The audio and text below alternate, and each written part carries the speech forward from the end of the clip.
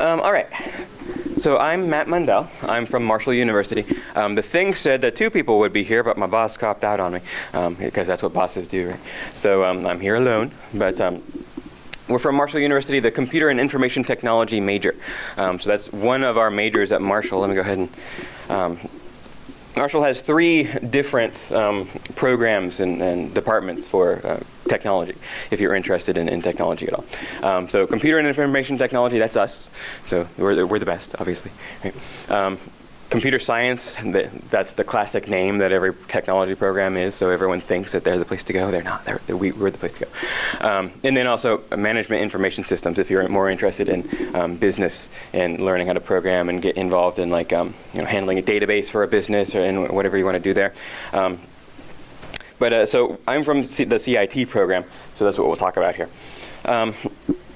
So most of you probably, I'm assuming, want to get a job, right? Technology, being in the technology field is a great place to go to get a job, though. It's booming, it's growing really fast, even in the area. Did you all see the keynote speaker? And see all the different, he was talking about all the opportunities, especially locally, hopefully starting up and getting bigger. So it's great to get a degree in computer science or computer information technology, whatever kind of, if it has computer in the name, then you're golden, right? And our major is a great fit. We've got a lot of grads getting jobs just left and right, and we've got a lot of internship opportunities that we can't even fill them all because of how many people want our students and things. So let's see. I've messed around with this a little bit. So our major is a quickly growing one. We focus on really applicable skills. Like we want you to be able to, all of our classes are pretty much hands-on. You'll walk in, you'll start programming something, and I'll program something on the board and you'll follow me along. I guess, I don't know how Mountwest, I've never sat in on one of their classes, but how do they do things? A lot of PowerPoints and theories, or you're making a game in class kind of a thing. It's usually like that. Yeah, hopefully it is. Yeah. So that's what we do, though, is you'll sit down in class and actually we'll open up Unity and make a game, or Unreal and make a game, if you're in the game classes, of course. So the whole point, though, is you'll learn all the different skills and things that you need to get into the tech field. Now, if you all are mostly Mountwest students, and that's great, we have a 2+3 agreement with Mountwest. What that means is you can get your degree here, your game design. What is the technical name for it, by the way? Is it game design or game development? Game development and animation. I thought it had animation in the name. Yeah. So you get that 2-year, right? And then you can finish the 4-year at Marshall in it's technically like 2.5 years, so like 5 semesters instead of the whole 4 years, which obviously you don't want to do the whole 4 years if you don't have to. So. I had a question about that program. Yeah. Is most of the classes you'd be taking at Marshall after you would take them at Mountwest? Would they be liberal arts classes to fill out the bachelor's program, or is it a bit more about the game program? Are you a bit more engaged in that? You would be, so I forgot to bring some of my papers up here. If you go and see me at my booth when we're done here, I have some sample schedules and things as to what you would actually take. Yeah, like that one, yeah. Thank you. So I'll pass this around and then you can get a fresh one if you want. Yeah, so. We have it's a 4-year program. So if you were a high school student, you would jump in and you would take like your gen ed classes, like your Bio 101 and your theater appreciation kinds of classes. If you're coming from Mountwest, though, basically the whole first couple years of classes that you would take, you've basically already got them. There are going to be a few oddball ones, like maybe you didn't have a class that counts for art appreciation or something, so you still have to take one of those kinds of things. Josh and my boss, Brian, who isn't here today, he promised he'd be here, but he's not. They just set up a new list of what classes transfer into what other classes at Marshall. So if you ask him, he can get you that that fresh list of exactly what transfers over. But basically, we've got a lot of Mountwest students currently, and they start with our second or third programming class, and they start their first semester there in our game classes. Instead of like if you came from a high school, you wouldn't get into the game heavy classes until like your second or third year. Yeah. I have some sort of sub-question to that. Is there a similar agreement in web development or application app development? I don't know if you would know that since you work probably with gaming. Right. Well, Something similar for web development, like, and they have a similar IT degree here from game design and web development. Same right. parallel courses. We don't have like an explicit contract set up to handle all that, but what you would do is then, that would just be like coming from any other college.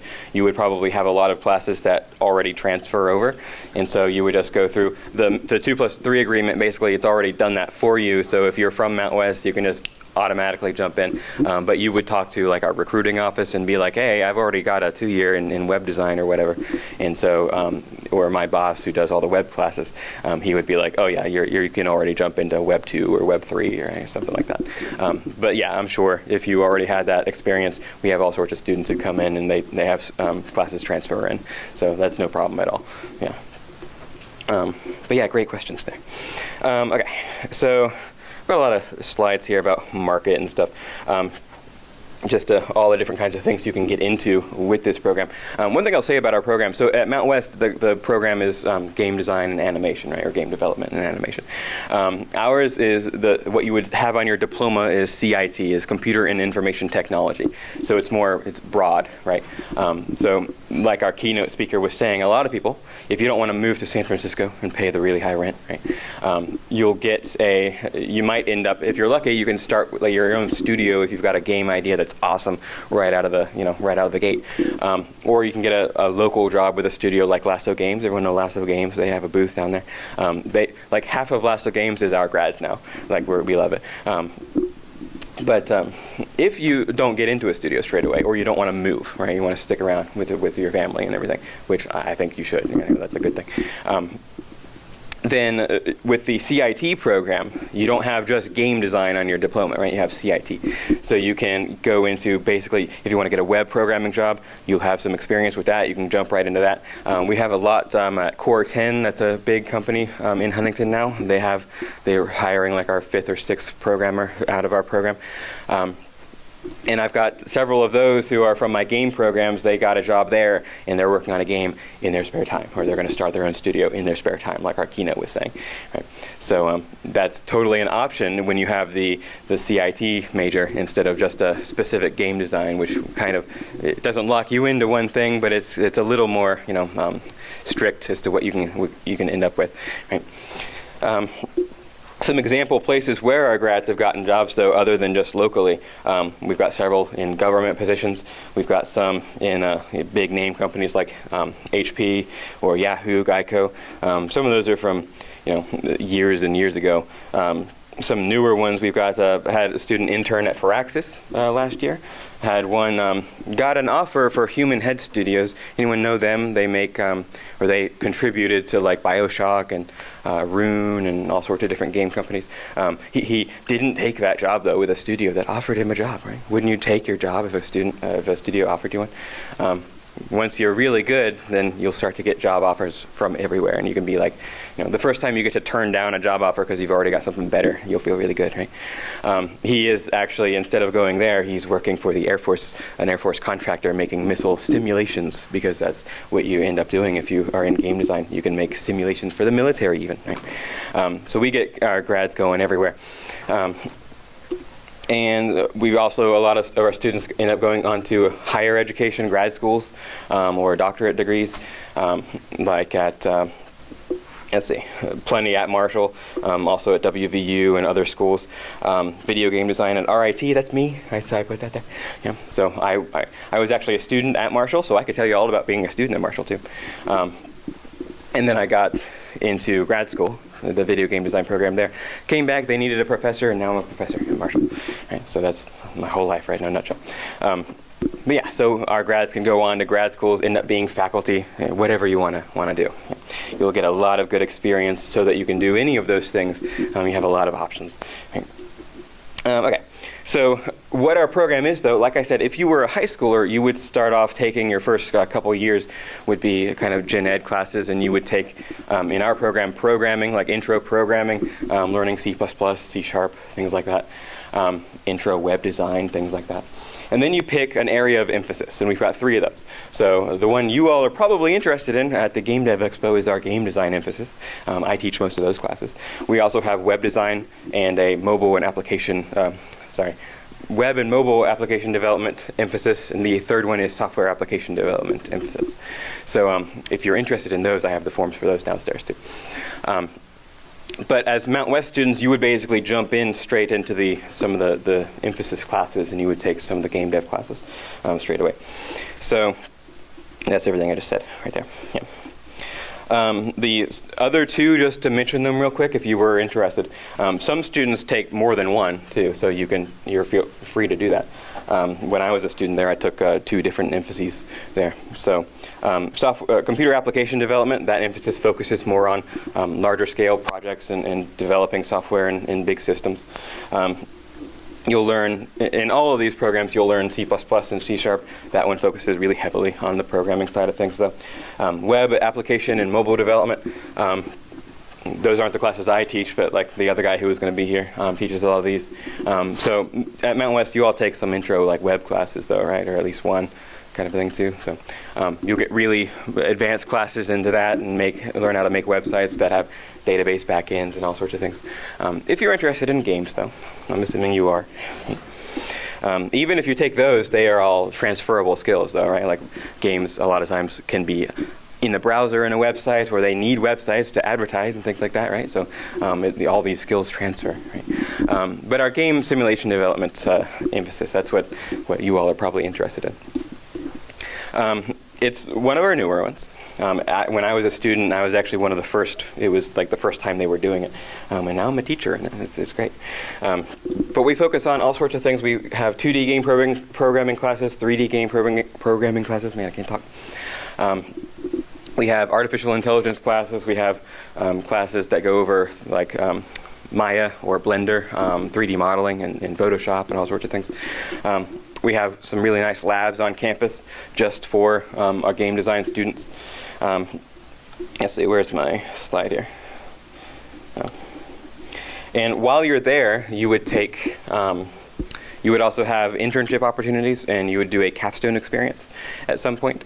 So like my game dev students, what they would do for capstone always sounds like a scary thing for students sometimes. But basically what my game dev students do is they basically just work with me and they make one big project, one big cool game, right? I've got one student right now making a like a Star Fox clone kind of a thing in Unreal instead of Unity. But I know most of you Mountwest people, you use Unity mostly, right? So yeah. So you only use Unreal Engine? We use both. Yeah, I'm getting to. We have some classes that use Unity, some classes use Unreal, and then the more advanced classes you can pick which one. So that was I added that to the curriculum so that I want students to get both, and more than one under their belt, so that you can then decide which one you enjoy, and get a good variety of experience there. But that's what our capstone experience is basically you'll get to just make a big game, spend a whole semester working on one project that hopefully you can take on. At least it'll be a nice portfolio piece. You can get a job with it, right? Or you can, some students are like, yeah, I'm going to keep working on this and sell it, right? Put it on Steam, put it on, make a studio with it. And that's what that experience is for. And so hopefully you can get a job or make a job out of it, right? You can also get internships really easily. The way our program is set up, actually, you can do an internship or the capstone experience. You don't have to do both. Like I said, Lasso Games here in Huntington, our one game studio really in Huntington that's big is Lasso Games, and half of them are our students now. So they all get internships there, and then they end up staying there. And we have plenty of other opportunities for internships too, not just at game companies, but like at Core 10, again, I mentioned that one, programming companies. Or they work at Marshall in a programming field there at Marshall somewhere, or in IT. But anyway, so let's get into the game design stuff, because that's more what you all are interested in, right? So like I said, I want students to get a variety of experience. So we use all these things. We use Unity, and a lot of my Mountwest students who I have in class, they're usually ahead of everyone in Unity. And then I have some of my other students who came from just a high school, they might have more programming skills, and then we kind of mix and match and get everyone on the same page. Yeah, we do Unity in one class, we use Unreal Engine in another class, and then you can pick which one in other classes you want to use, or we'll use them both as examples for different things. We use DirectX in one class just to learn how to make a game engine instead of using one that's already made for you. How do you actually program one yourself? How was Unity or Unreal made? How's the back end work, right? So one class just learning how to actually write shaders and how to make a whole game engine yourself. And we use Maya. We know what Maya is? You know Blender? Blender is for 3D modeling. Maya is the industry tool for 3D modeling. It's the one you have to pay for. Blender's the free one. So more people usually have heard of Blender. But Maya, you don't have to pay for it if you go to Marshall. We have it for you. But that's our big 3D modeling tool. So everyone can learn how to do 3D modeling at like the industry level. So some of the game dev emphasis courses, remember, if you were interested in our program, you wouldn't just take these. You would have, you would get the whole 4-year degree. And so you would take some, there'd be some gen ed classes you'd still have to take. There'd be some, like a web programming class here and a software application development class there. But these are all the game classes, and I teach most of these. Game Dev 1, you're the first one that people jump into. If you're from Mountwest, usually the first semester you're there at Marshall, you can take that class. That's our Unity class, so you learn Unity. And again, a lot of my Mountwest students are already way ahead of the game there in Unity. The game, fun. Yeah. I use that pun too much, obviously. But don't assume that people know Unity in that class. So some people from Mountwest know Unity and they're making cool stuff, and then other people know more programming maybe, where they have an art background, and so they're working on different things. And everyone gets a nice, good experience with Unity there. Computer graphics, that's the one where we make an engine basically from scratch and learn how we render all these effects, really like at the hardware level. So that's kind of your more programming intensive, how does it all work in the background kind of class. Game Dev 2, we use Unreal Engine and go into 3D game development. So I was talking to one guy downstairs, another Mountwest student, it might have been one of you actually, that you do more 2D stuff and not as much 3D stuff. So yeah, we'll get you, if you're interested in the 3D world, we'll definitely, several of our classes are just about 3D stuff too. So making 3D games. So like I said, I use Unity in this class, Unreal in that class to give people experience in both, so that you're not stuck with one. You can pick which one you like.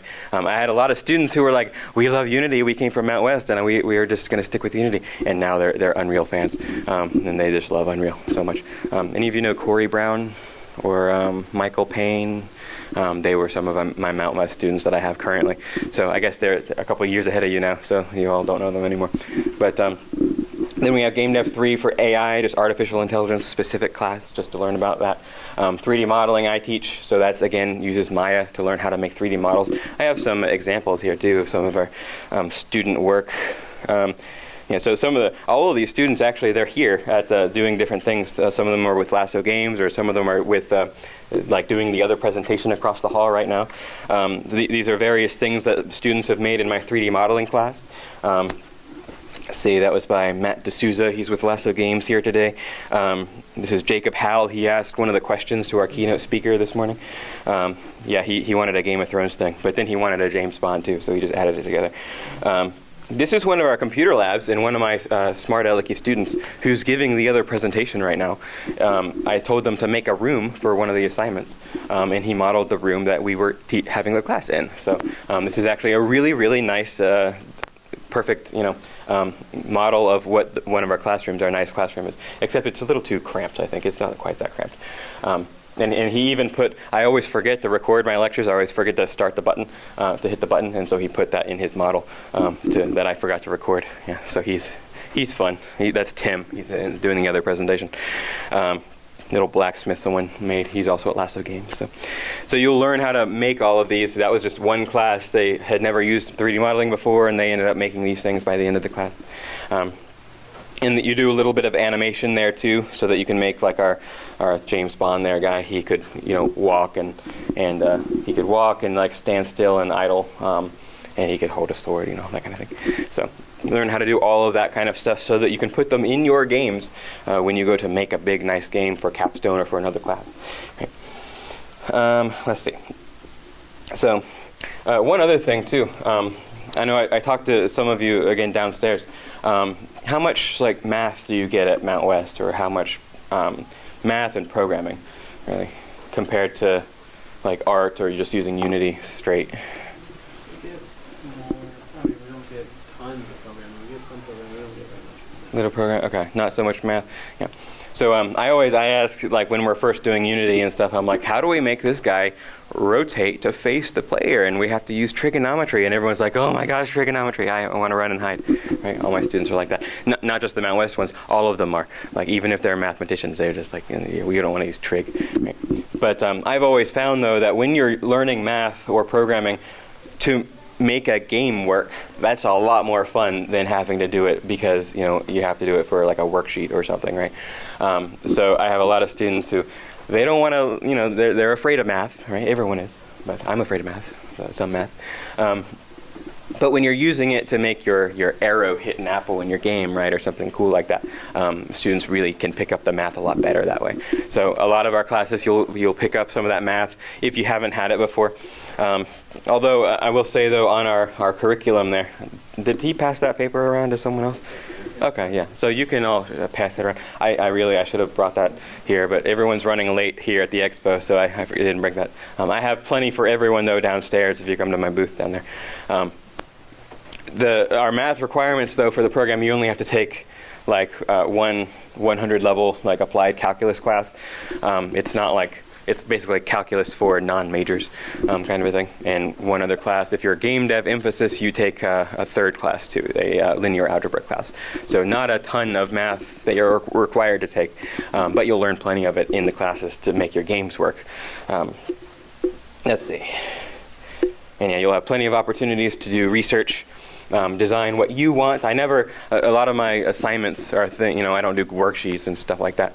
A lot of my assignments are like, give me a game. I want to have one mechanic that makes it harder, like an enemy that bounces or whatever, and one mechanic that makes it easier. But they can make it whatever they want, though. They have total freedom to make whatever kind of game they want. Right? So, and then I just give you requirements that so that I don't get, like an Angry Birds kind of thing. Although I always say, if they gave me Angry Birds made $1 million, or like $50 million, right? So I couldn't really complain if they did. But just to make sure they give me more than the minimum, right? Let's see, got my little, video here. So this is just a little video of various projects I've gotten over the last year. So fun with the penguins there. Yeah, these are the kinds of things students turn in, though, instead of, worksheets and assignments and things. So, does anyone have any questions?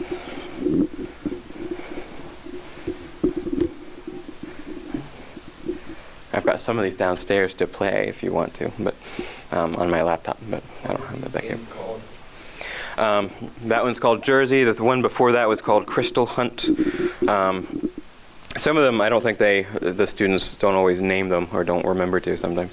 Even though I always tell them now they have to have a title screen with a title on it, and it's like Project 2 game, But Rock and Roll, I like that one because you're a ball, yeah. Yeah, that one was good. That's the kind of thing too, if you hadn't had animation yet and you can't make a nice, really 3D model, then you can still make something fun, like Monkey Ball kind of a game, right? Yeah. And again, so many of these students are here today, too. So, although one is in Japan. One is the one who made the Crystal Hunt. One is overseas now. But, yeah, okay. So that's what it says at the bottom there. That's my goal, though, is that each of your classes, you'll end up with something that you can put on a portfolio and be like, hey, give me a job, because I made this thing. That's really cool. Or you can make your own job and make a studio with it and put it on Steam, make lots of money, right? Yeah. So when someone sees your degree and they read CIT, they say, what is that? What's the difference between CIT and whatever other major they were expecting to see on? In CS, yeah. Sure. Yeah, usually people think CS, computer science. I'll tell you a little story is when Core 10, the big programming company that came to Huntington, they have a site like in Nashville, and now they are there in Huntington too. They hire a lot of our grads. They first went to the Marshall president, and he's the new president, right? We got a new president recently. And he was like, oh yeah, you need programmers. Here's our CS department. I assume they're programmers, right? So they started hiring CS students, computer science students, and they weren't happy with them. they were like, they're not the best. Not to bash on them, they're great. But then they found my boss, who's not here, and he was like, take some of our CIT students, and they love them. They've hired like 5 or 6 of them now, because they get a lot of good hands-on experience. The CS major is more, they do a lot of theory, a lot of instead of programming in class, it's a lot of more PowerPoints in class kind of a thing. They focus a lot more on like hardware and things like that. Ours is a lot more hands-on experience with the current technologies, so that you can just get a job immediately and jump right into developing whatever you want to do. Right? So that's what we try to specialize in, is that hands-on approach to things, instead of just focusing on just back-end theory and then you don't know how to actually get a job with it. Right? So that's what our difference is, really, in us and CS. But they're great, though. I've got a lot of students coming in from CS because they don't have a game program to take my game classes, and they're good students. I like them. But I'm not bashing on the students, but the program maybe. But yeah. I have a couple. Like my next slide here, I think. So how large are the classes? The average, like a programming class, would be 20 to maybe the largest, the cap is 30. All of our labs, though, are computer labs. We don't even have a normal classroom, I don't think. So they're kind of limited just by that nature. They're all small classes. Our game dev classes are usually around 12 to 15 students. So, I know everyone in those classes, and, it's not like an auditorium or anything. There are a few gen ed classes, though. Every college has them, like Bio 101. That might be in an auditorium if you had to take it. Again, though, you might not have to if you come from Mountwest and you're through our 2+3 program. But ask Josh for the brand new list that they set up, so that you can, don't quote me on exactly which classes will transfer. But I'll go down and ask him too if I can get that list. But yeah, our average, especially the game classes, would be 12 to 15-ish. Yeah, so nice and small. But any other questions or anything? How many classes do you take? Well, for the whole program, it's a standard like 120-hour 4-year program. So you typically, most students take 4 to 5 a semester. If they want to graduate early, they might take a little more. Some students are more laid back about it, so they might take 3 or 4 a semester. But that's pretty typical. A full-time student is 12 hours, so that's 4 standard classes a semester. If you don't have questions, go down there and get some of my forms there. Otherwise, I hope you enjoy the other events here at the Expo. So I guess I'm done here. So thank you.